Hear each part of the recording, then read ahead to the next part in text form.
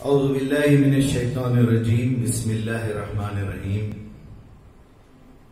ساری تعریفیں اللہ ہی کے لیے ہے جو ساری کائنات کا رب ہے، پالنے والا ہے، وہی رازق ہے، ہم کو کھلاتا پلاتا ہے، اسی نے زندگی دی ہے، وہی موت دے گا، اور ایک دن ایسا ہوگا قیامت کا جس میں وہ اٹھا کے سب کو سوال کرے گا کہ تم نے اس دنیا کی زندگی میں کیا کیا،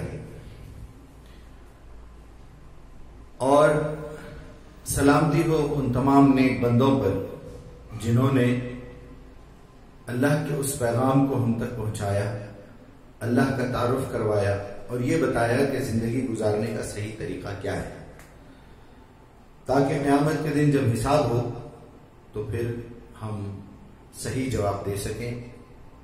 کیا صحیح ہے کیا غلط ہے اپنی کتاب سے بتایا، اپنے نبیوں کے ذریعے سے اس پہ عمل کر کے دکھایا، اور انبیاء اکرام اس کو سمجھاتے بھی رہے۔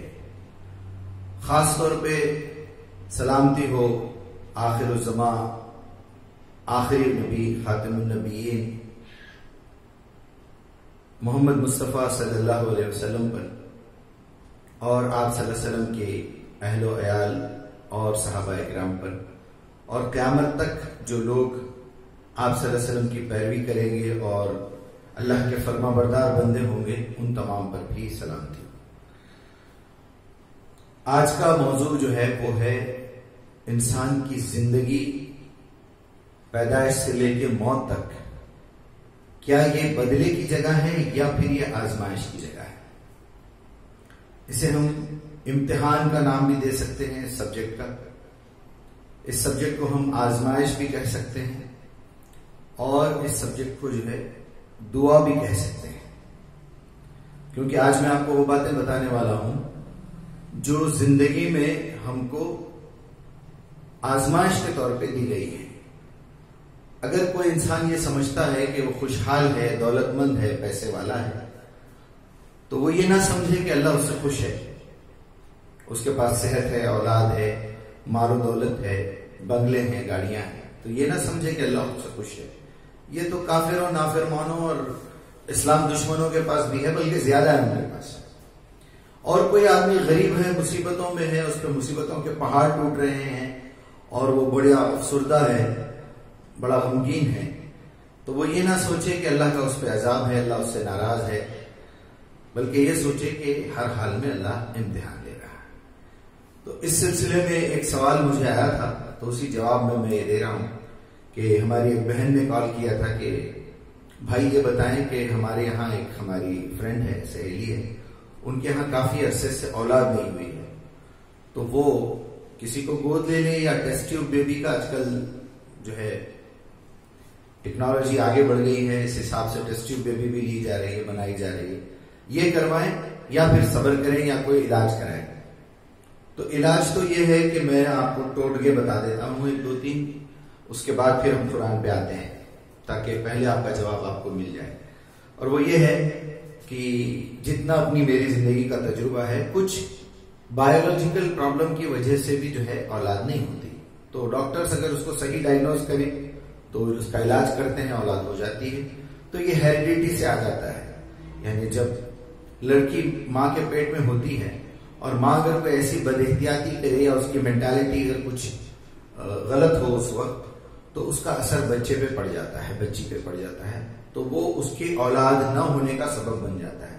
میرا ایک بیان ہے یوٹیوب پر، انسان کے دماغ میں خرابی کے 6 راستے، تو وہ ضرور دیکھیے تو آپ کو پتہ چلے گا کہ کس طرح انسان کا وجود پیدائش سے بگڑ جاتا ہے اس کے ماں باپ کی غلطیوں کی وجہ سے۔ اس میں آپ کو کافی ڈیٹیل مل جائے گی۔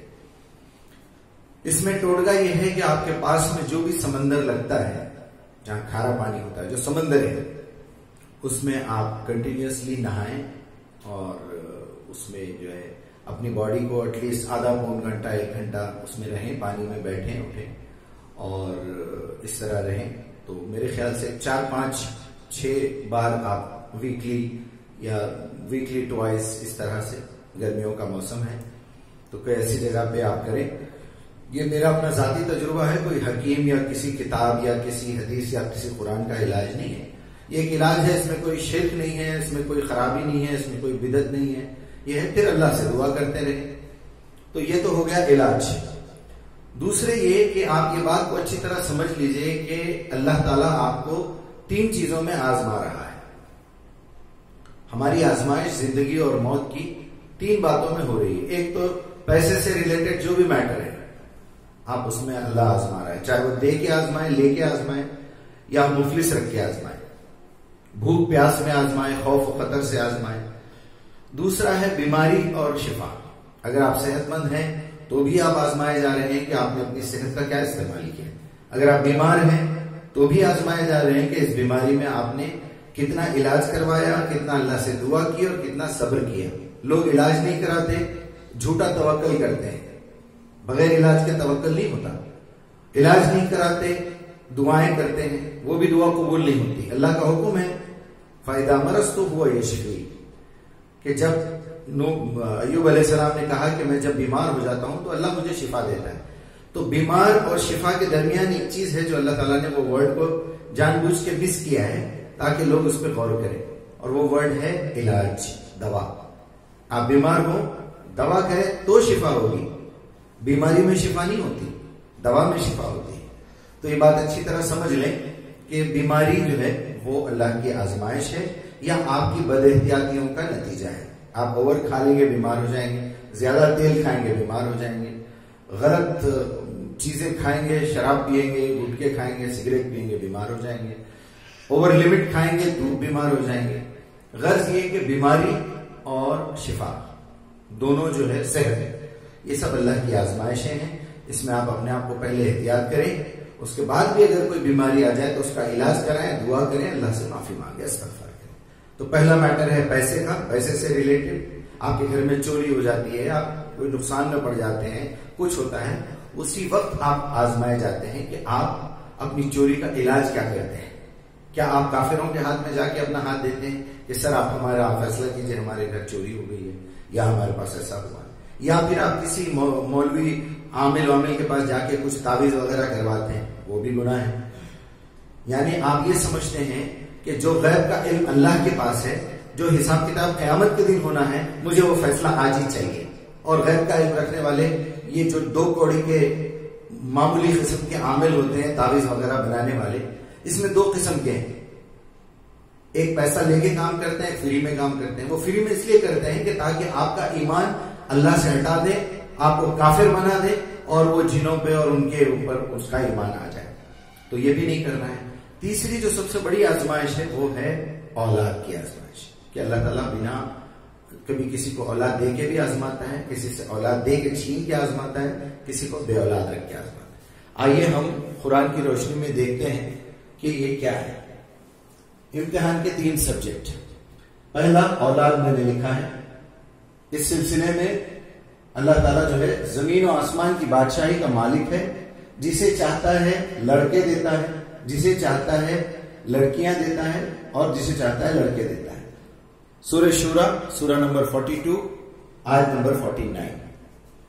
اس کے بعد آیت نمبر 50 میں ہے جسے چاہتا ہے لڑکے اور لڑکیاں ملا جلا کر دیتا ہے، اور جسے چاہتا ہے بانجھ رکھ دیتا ہے، کر دیتا ہے. سورہ شورا سورہ نمبر 42 آیت نمبر 50. وہ سب جانتا ہے اور ہر چیز پر قادر ہے. اس کا مطلب یہ ہے کہ تم نا امید نہ ہو، وہ اگر چاہے تو کبھی بھی دے سکتا ہے، ہر چیز پر قادر ہے. اللہ سے دعائیں کرتے رہیے، اور دعا کبھی خالی نہیں جاتی.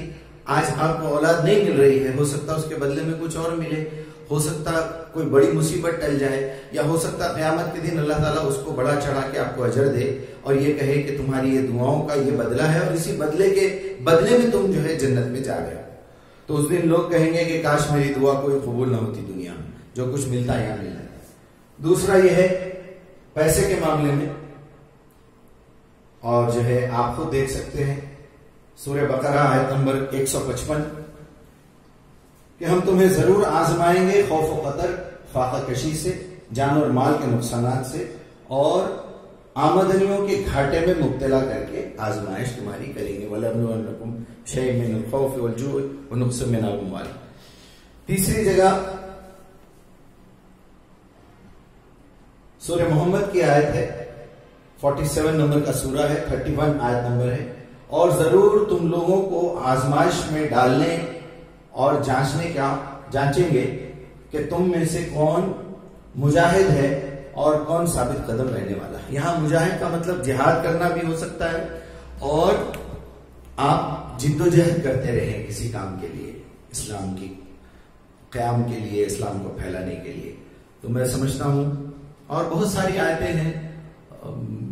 یہاں پر بھی اللہ تعالیٰ نے ایک بات بتائی تھی بنی اسرائیل کی آیت نمبر 36 میں، سورہ نمبر 17 ہے، وَلَا تَقْفُ مَا لَيْسَ بِهِ عِلْمٌ إِنَّ السَّمْعَ وَالْبَصَرَ وَالْفُؤَادَ أُولَئِكَ كَانَ عَنْهُ مَسْئُولًا. دیکھیے اس میں جو ہے نا ایک چھپی ہوئی بات ہے، وہ یہ ہے کہ تم کسی ایسی چیز کے پیچھے نہ لگو جس کا تمہیں علم نہ ہو. یقیناً تمہاری آنکھ، کان اور دل سب کی باز پرس ہوگی، سب کا سوال کیا جائے گا. مطلب یہ ہے کہ ان آزمائشوں میں آپ کے ساتھ کان کا بھی امتحان ہے، آنکھوں کا بھی ہے، آپ کے دل کا بھی ہے. کہ کانوں سے آپ نے غلط بات سنی، آنکھوں سے غلط بات دیکھی، اور یہ تینوں آزمائشوں میں پیسے کی، بیماری کی اور اولاد کی، آپ نے اپنے کانوں اور آنکھوں کا غلط استعمال کیا اور اپنے دل کا غلط استعمال کیا. اس کے بارے میں آپ سے پوچھ ہوگی. اللہ تعالیٰ سے میری دعا ہے کہ ہم کو جو ہے ثابت قدم رہنے کی توفیق اور ہمت عطا کرے، اور ہم لوگوں میں جو ہے قرآن کی اہمیت اور ہماری زندگی کا جو اصل مقصد ہے وہ ہے عبادت. وما خلقت الجن والانس الا لیعبدون.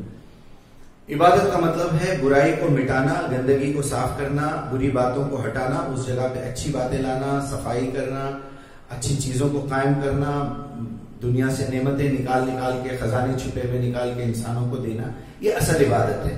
اس عبادت کے لیے جو ٹولز چاہیے، جو ہمت چاہیے، جو لیسن چاہیے، جو ٹریننگ چاہیے، وہ ٹریننگ ہم کو نماز سے ملتی ہے، روزے سے ملتی ہے، زکوٰۃ سے ملتی ہے، حج سے ملتی ہے. نماز، روزہ، زکوٰۃ حج عبادت نہیں ہے. اصل عبادت ہے برائی کو مٹانا، بھلائی قائم کرنا. تو اس کام کے لیے جب آپ مقصد بنا لیتے ہیں تو اب اس کے بیچ میں آپ کو الگ الگ سچویشنز میں اللہ تعالیٰ آزماتا ہے. کبھی دولت دے کے آزماتا ہے، کبھی دولت چھین کے آزماتا ہے، کبھی اولاد دے کے آزماتا ہے، کبھی بے اولاد رکھ کے اولاد چھین کے آزماتا ہے.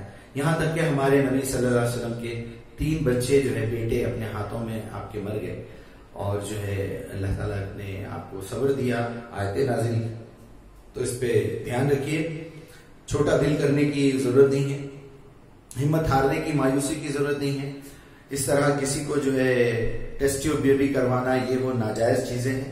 ہاں البتہ اگر آپ کسی کو گود لیتے ہیں، کسی یتیم کو پالتے ہیں، تو اس کا بڑا اجر ہے. آپ کو تو اصل بات یہی ہے نا کہ آپ کو اپنی محبت لٹانے کے لیے کوئی چاہیے، تو وہ کسی غریب، کسی یتیم کے بچے کو آپ گود لے لیجئے. اور دیکھیے بہت سارے بچے ملیں گے آپ کو جہاں جس ملکوں میں جن کے ماں باپ مر گئے ہیں، وہ بے سہارا ہیں. تو اللہ تعالیٰ سے میری دعا ہے کہ ہماری زبان سے جو کچھ بھی نکلا ہے آپ کے کانوں تک پہنچا ہے، اس میں سے جو صحیح ہے اسے ہمارے دل و دماغ میں بٹھا دے، جو غلط ہے اسے نکال دے، اور ہم کو معاف کر دے. کہ ہم سے جو غلطی ہوئی ہے اللہ اس کو اپنی صفت مغفرتی سے جو ہے غفاری سے معاف کر دے، اور ہمیں اس کا شعور عطا کرے کہ ہم سے کیا غلطی ہوئی ہے، تاکہ ہم اپنی غلطی کو سدھاریں. اور دوسرے یہ کہ چینل کو دیکھتے رہیے، سبسکرائب کیجئے، لائک کیجئے، کامنٹس کیجئے، سوالات پوچھئے، اور لوگوں میں اس کو زیادہ سے زیادہ فارورڈ کرنے کی کوشش کیجئے، تاکہ لوگوں کی زندگیوں میں فائدہ ہو اور آپ کو اس کا اجر عظیم ملے اور آپ کی ذمہ داری پوری ہو. اسی طرح میں الوداع لیتا ہوں. السلام علیکم ورحمۃ اللہ وبرکاتہ.